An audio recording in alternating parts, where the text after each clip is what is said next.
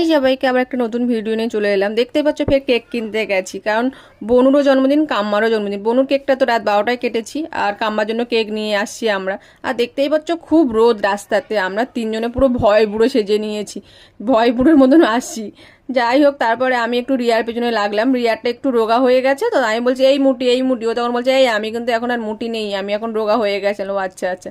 তারপরে চলে গেলাম কাম্মাদের বাড়িতে। কাম্মা দেখি না কাজ করছে, কাম্মাকে বললাম চলো কাম্মা কেকটা কাটবে। কাম্মা বললো না আমি আর কাটবো, আমি কাটবো না কেক, তোরা কেটে নে। আমি বললাম ওরম করো না, কেকটা কাটো। কারণ কাম্মা না এখন আর কেক টেক কাটতে চায় না, বলে তোরাই কাট, তোরা ছোট আছিস। যাই হোক, বলে কয়ে কাম্মা কেকটা কাটলো। তারপরে কেক টেক খাওয়া দাওয়া করলাম। তারপর বনু আর কামরা গল্প করছিল। তারপর বনুর হাতটা একটু পুড়ে গেছে, আর এদিকে তোজো মশাই বসে আছে, দেখতে পাচ্ছ, ডাকার পরে চলে এসছে। আর আমি আর বনু একটু মুখ ভেঙাচ্ছিলাম। আর এদিকে দেখো সহেলি হাতে পেস্ট লাগাচ্ছে, কারণ ওর হাতটা পুড়ে গেছে তো সেই জন্য। চলো টাটা।